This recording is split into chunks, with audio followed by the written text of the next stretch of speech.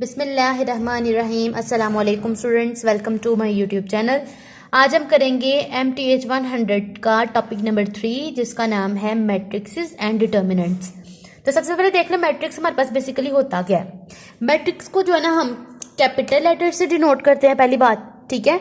और मैट्रिक्स ऐसा हमारे पास जो है ना सेट ऑफ एंट्रीज होता है जिसमें हम कुछ वैल्यूज को एंटर करते हैं, यानी कि हमारे पास जो है ना लेट सपोज ये मैट्रिक्स है ना, तो इसमें हमारे पास कुछ एंट्रीज होंगी। मैं लिख देती हूँ 1 2 3 4 5 6 7 8 एंड 9। तो ये हमारे पास वैल्यूज है ना, इनको हम क्या कहते हैं, इनको हम कहते हैं एंट्रीज, ठीक है। इनको एलिमेंट्स भी कहते हैं और एंट्रीज भी कहते हैं। नेक्स्ट इन्होंने ये बताया हुआ है कि मैट्रिक्स में एडिशन कैसे परफॉर्म करते हैं। तो भाई आपके पास दो मैट्रिक्स है ना, तो देखना आपने पहली वाली एंट्री को सेकंड वाले मैट्रिक्स की फर्स्ट वाली एंट्री के साथ प्लस करना है, ठीक है। फिर -3 है, इसको प्लस करना है 1 के साथ। इसी तरह से आपने सबको परफॉर्म कर लेना, हमारे पास आ जाएगा प्लस का जो है ना एडिशन का मैट्रिक्स। इसी तरह से सब्ट्रैक्शन करनी तो वो भी इसी तरह से करनी है कि फर्स्ट वाली एलिमेंट की सेकंड वाले कॉलम की फर्स्ट वाले एंट्री के साथ जो है ना बीच में माइनस का ऑपरेशन परफॉर्म करना है, ठीक है। इस तरह से सेकंड वाली का सेकंड के साथ माइनस, थर्ड वाली का थर्ड के साथ माइनस का ऑपरेशन परफॉर्म करना है। तो हमारे पास आ जाता है सब्ट्रैक्शन ऑफ मैट्रिक्स। उसके बाद हमारे पास आता है मल्टीप्लीकेशन बाय अ स्केलर। भाई स्केलर कहते हैं कोई भी रियल नंबर को, ठीक है। तो रियल नंबर्स को मैट्रिक्स अलजेब्रा में हम स्केलर्स भी कहते हैं। या के पास जो है ना MCQs आ सकता है, ठीक है। उसके साथ कहते हैं भाई मल्टीप्लाई कैसे करते हैं। तो हमने क्या करना है, हमारे पास कोई भी स्केलर है ना, उसको हमने सिंपली मल्टीप्लाई करना है। जैसे हम टेबल पढ़ते हैं 4 2s are 8 डायरेक्ट, यानी कि 4 0, यानी कि इस जो हमारा रियल नंबर होगा उसको सब मैट्रिक्स की सब एंट्रीज के साथ मल्टीप्लाई करवा देना है। 4 2s are 8 आ गया, 4 0 0, फिर 4 4s are 16 and 4 1s are -4, ठीक है। नेक्स्ट हमारे पास आ जाता है कि हमने जो है ना मैट्रिक्स में अगर मल्टीप्लिकेशन परफॉर्म करवानी है, दो मैट्रिक्स है, तो वो कैसे करवाते हैं। तो इन्होंने जो है ना ये वाली हम एग्जांपल दिया है, तो आपको सिंपली से समझा दूं अगर, तो ये जो है ना हमारे पास फर्स्ट वाला रो वो फर्स्ट कॉलम के साथ, यानी कि फर्स्ट कॉलम के साथ मल्टीप्लाई होगा, ठीक है। फिर बीच में प्लस आएगा, फिर फर्स्ट वाली रो सेकंड वाले कॉलम के साथ मल्टीप्लाई होगी, फिर फर्स्ट वाली रो थर्ड वाले कॉलम से मल्टीप्लाई। देखें 2 × 1, फिर बीच में प्लस 3 × 1, ठीक है।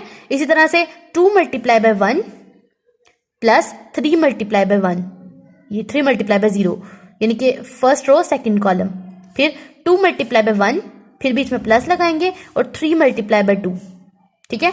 और इनके हमारे पास फाइनल आंसर क्या आएंगे भाई, इनको मल्टीप्लाई करके हमारे पास 5 आया, 2 1 2 1 1 एंड 8 3 और 1।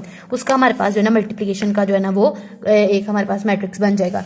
अच्छा, आइडेंटिटी मैट्रिक्स ऐसा मैट्रिक्स होता है कि जिसके डायगोनल्स में जो है ना वो 1 होता है, ठीक है। तो ये हमारे पास डायगोनल है, उसमें 1 है और बाकी की जो सारी एंट्रीज हैं वो 0 होती हैं। तो इसको हम कहते हैं आइडेंटिटी मैट्रिक्स। और ये हमारे पास था 4x4 का, ठीक है, आइडेंटिटी मैट्रिक्स। उसके बाद इनवर्स कैसे फाइंड करते हैं, ये आपको जो है ना इन्होंने बताया हुआ एचलेन फॉर्म के साथ कि एचलेन फॉर्म में हम इनवर्स को कैसे फाइंड करते हैं, ठीक है। तो एचलेन फॉर्म हमारे पास ऐसी फॉर्म होती है जिसमें हमारे पास जो है ना सबसे फर्स्ट वाला जो बिगिन होता है ना, हमारे पास एवरी नॉन जीरो रो, यानी कि जो रो होती है हमारी शुरू हो रही होती है 1 के साथ, यानी कि एक लीडिंग 1 होता है, ठीक है। जैसे कि आपको इन्होंने जो है ना एचलेन फॉर्म बना के ना ये दी है। देखिए एचलेन फॉर्म में क्या किया गया, जो फर्स्ट वाला जो हमारे पास एलिमेंट है ना, एंट्री है, वो हमारी बिगिन होगी, शुरू होगी 1 से, ठीक है। उसके जो नीचे हमारे पास एलिमेंट्स होंगे ना एंट्रीज, वो 0 होंगी और बाकी कुछ भी हो सकती हैं, लेकिन 1 उसके नीचे जो है ना लीडिंग 0, ठीक है।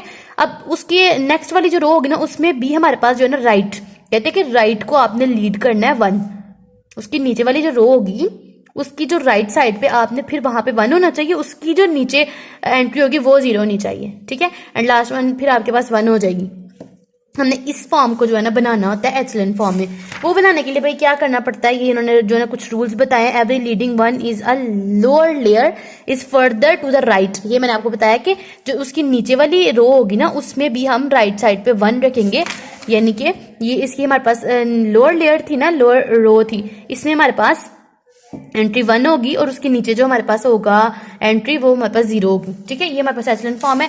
इसको बनाने के लिए उन्होंने एक एग्जांपल दिया है। सबसे पहले एग्जांपल में आपने क्या करना है कि हमारे पास जो है ना न्यूमेरिकल वैल्यूज, यानी कि 1 2 3 2 2 5 एंड इसके साथ हमारे पास है 1 1 2 ये सॉरी इसके साथ 1 है और जी की वैल्यू हमारे पास 0 होगी और हमारे पास जी की वैल्यू यहाँ पे 4 है।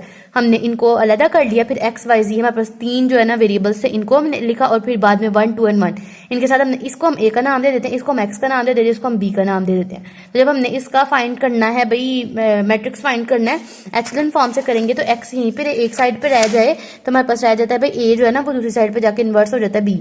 ठीक है, इस तरह की फॉर्म से आपने जो है ना एचलन फॉर्म को इन्वर्ट करनी है।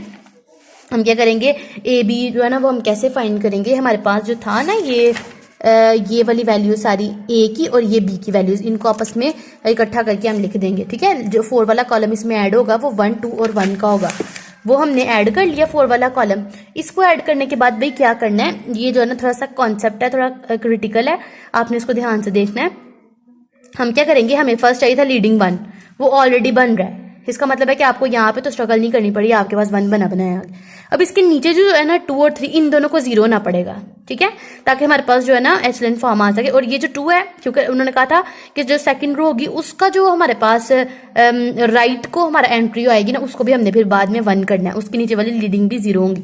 उसको करने के लिए क्या करना पड़ेगा, डायरेक्ट कभी भी हमने सॉल्व नहीं ऐसे करना कि भाई मैं ये जो इसको मैंने 0 बनाना है ना 2 को, तो मैं क्या करूं भाई इस 2 को में से -2 कर दूं तो मैं कहूं भाई ये 0 बन गया।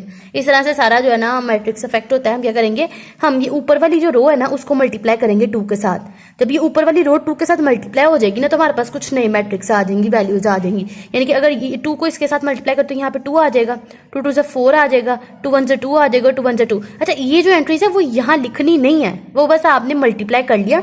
अब ये जो एंट्रीज है ना इनको आपने माइनस करना है इस वाली एंट्रीज के साथ। ठीक है, यानी कि 2 - 2 करेंगे तो आपके पास क्या आ जाएगा 0। फिर आप क्या करेंगे, ये वाला 2 यानी कि पहले स्टार्ट में ये वाला रखनी है, रो 2 रखनी है, बाद में ये जो है ना आपने जो रो 1 को 2 के साथ मल्टीप्लाई किया था वो वाली लेनी है। ठीक है, अब ये जो 2 था हमने क्या करना है, ये वाला जो 4 है उसको माइनस करना है इस 2 में से। ठीक है, तो वो हमारे पास आ जाएगा -2। ठीक है, यानी कि हमने रो को पहले रखना, 2 में से हमने इस 4 को माइनस करें तो -2 आ जाएगा। ठीक है, इस तरह से हम 0 में से -2 करेंगे तो हमारे पास -2 आ जाएगा। इस तरह से हम 2 में से 2 को माइनस करेंगे तो हमारे पास 0 आ जाएगा। ठीक है, तो यहाँ पे नई चेंजिंग की जो हमारे पास आंसर आए थे उनको हमने इसके साथ माइनस किया। यहाँ पे उन्होंने आपको बताया भी भाई कैसे सॉल्व हुआ है। ठीक है, नेक्स्ट क्या किया भाई, ये हमारे पास 0 आ गया, हमें क्या चाहिए था 1 के नीचे 0, उसके नीचे भी तो 0 चाहिए था। नेक्स्ट एक ही स्टेप में उन्होंने किया, आप अलग अलग भी कर सकते हैं। फिर हमने क्या करना है, ये जो थर्ड वाली है ना एंट्री, इसको भी डायरेक्ट नहीं कि 3 - 3 करो तो 0 आ जाए, इसको ऊपर वाली यानी कि रो 1 के साथ मल्टीप्लाई करेंगे तो 3 ये ऊपर हमारे पास आ जाएगा 3। फिर क्योंकि 3 से मल्टीप्लाई करें 3 2 6, फिर 3 1 3 और 3, ये हमारे पास आ रहा है 3 6 3 3। अब हमने इसको लेना है और इनमें से माइनस करना है। ठीक है, रो 3 है ना, तो ये 3 में से इस 3 को माइनस करेंगे तो 0 आ जाएगा। फिर हम 5 में से इस 6 को माइनस करेंगे तो -1 आ जाएगा। अब इस 4 में से ये वाला 3 माइनस करेंगे तो हमारे पास 1 आ जाएगा। और इस तरह से 1 में से 3 को माइनस करेंगे तो -2 आ गया।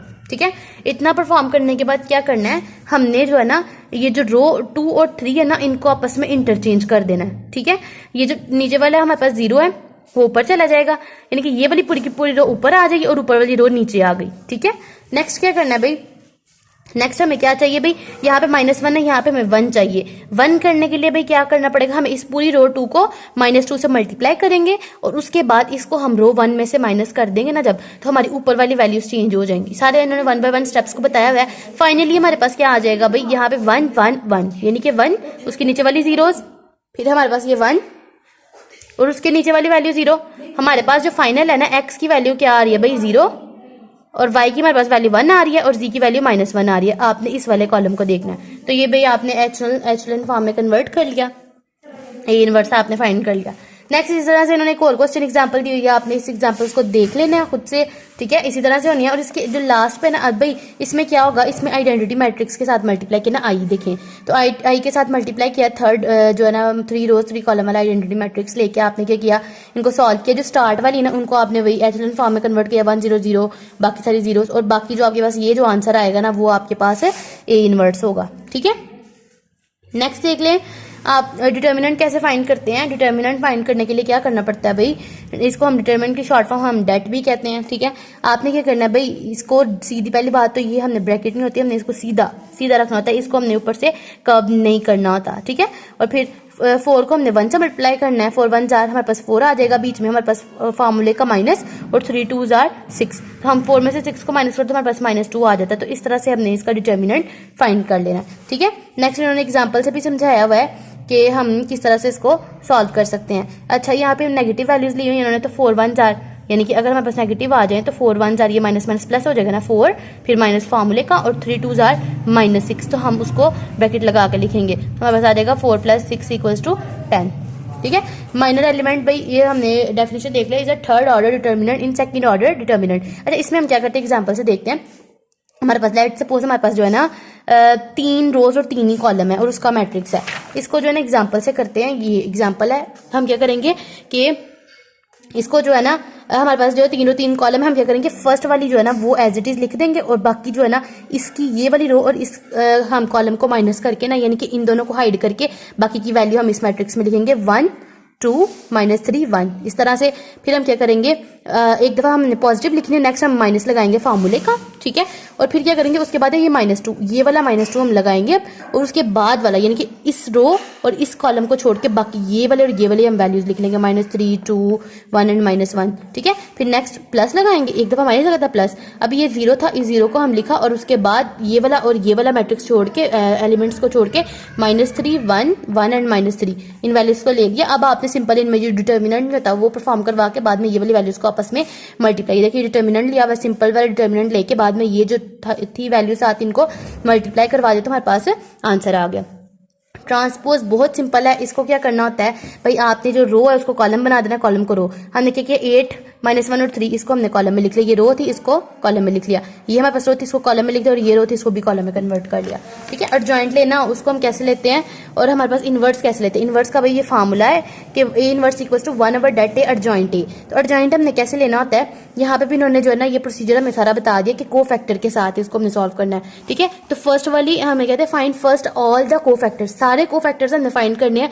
वो हम कैसे फाइंड करेंगे कि हमारे पास देखें, अगर आप ये वाला हाइड करते हैं ना इसको और ये वाली, यानी कि फर्स्ट वाला जो है ना हमारे पास को फैक्टर लेना 1 1 का, फर्स्ट रो और फर्स्ट कॉलम, ठीक है। ये फर्स्ट और फर्स्ट कॉलम को हाइड करके बाकी -1 1 2 0 उसको आपने लेना है, और इसको इस -2 के इक्वल रखना है, ठीक है। और आपने इसको परफॉर्म करना है, और आपके पास सॉरी ये इसके इक्वल नहीं रखना, आपने इसको परफॉर्म करना है। बाकी पहले हम क्या कर रहे थे, हम उस वैल्यू को स्टार्ट में लिखते थे, अभी स्टार्ट में लेना बस इनको छोड़ के जो बीच वाली वैल्यू होगी ना जो हमारे पास बनेगा उसको हमने लेना है, ठीक है। इस तरह से सेकंड को जब लेंगे तो इनको और ये वाले कॉलम को हाइड करके सिर्फ ये वाली एंट्रीज को लेंगे, इनको इसी तरतीब के साथ जो है ना हमने बाद में लिख देना, तो हमारे पास जो है ना इसका को फैक्टर आ जाएगा, ये हमारे पास एडजॉइंट है, ठीक है, जो हमने भी फाइंड किया एडजॉइंट। और बाकी जो हमारे पास ये है ना 1/8 हमारे पास डिटर्मिनेंट जो हमने लिया ना उसके साथ ये सॉल्व होगा। डिटर्मिनेंट लेने का तरीका भी मैंने यहाँ पे आपको बताया कि थर्ड रो और 3 कॉलम्स के साथ और 3 रोज के साथ कैसे हम डिटर्मिनेंट लेते हैं, ठीक है।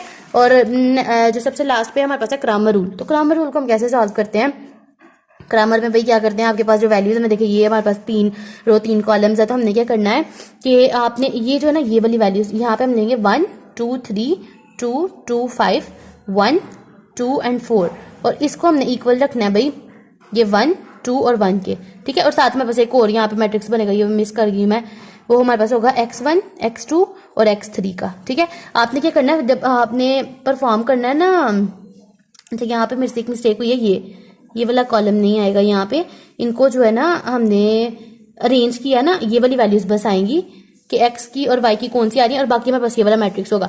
जब हमने क्रैमर रूल सॉल्व करना तो ये वाला जो हमारे पास होता है ना, जब हमने सॉल्व करना हो तो एक दफा हम x के लिए करते हैं, एक दफा y के लिए करते हैं क्रैमर रूल को। इन्होंने डेल लगाया हुआ, आप जो है ना डिटर्मिनेंट खाली लोगे तो आप ये लगा लो भाई, डेल लगा लो, और डिटर्मिनेंट जो पीछे मैंने बताया ना ये वाला इस तरह से सॉल्व करते हैं। सॉरी ये डिटर्मिनेंट का तरीका हमने पीछे किया था, डिटर्मिनेंट यहाँ से कैसे सॉल्व करते हैं, कैसे हम निकालते हैं, ठीक है। यहाँ से डिटर्मिनेंट उस तरह से डिटर्मिनेंट आपने निकाल लेना। उसके बाद अब भाई डेल 1 लेना, तो फर्स्ट वाली जो हमारे पास एंट्री होगी ना ये भाई 3 कॉलम ही आएंगे 1 2 4 भी, इसकी जो वैल्यू ना हम इसको जो है ना स्टार्ट में इसकी जगह लिख देंगे, रिप्लेस कर देंगे, ठीक है। उसको डेल 1 का नाम दे दें, और सेम जैसे डिटर्मिनेंट निकालते हैं वैसे निकालेंगे। फिर हम ये वाली जो सेकंड वाली है ना इसको मिस करके इसकी जगह हम ये वाली वैल्यू को पुट कर देंगे, ठीक है। उसको डेल 2 का नाम दे दें, और उसके बाद जो है ना आप उसका भी डिटर्मिनेंट 3 रोज और 3 कॉलम्स के साथ जो है ना निकालें। और इस तरह से लास्ट वाली यानी कि ये जो हमारे पास 1 2 4 था ना यहाँ पे 1 2 4 उसको भी लें, उसकी जगह इसको रिप्लेस कर दे, बाकी ये वाला सारा मैट्रिक्स रख के उसके साथ भी आप 3 रोज और 3 कॉलम के साथ डिटर्मिनेंट फाइंड कर लें।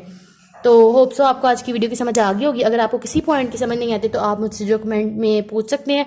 होप सो मैं आपको जो ना उस जो टॉपिक है उसके ऊपर आपको मैं एक अलग से वीडियो बना दूंगी। तो उम्मीद करती हूँ आपको समझ आ गई होगी। हमारे चैनल को लाइक करें, सब्सक्राइब करें और अपने फ्रेंड्स के साथ शेयर करें। मिलते हैं अपनी अगली वीडियो में, तब तक के लिए अल्लाह हाफिज़।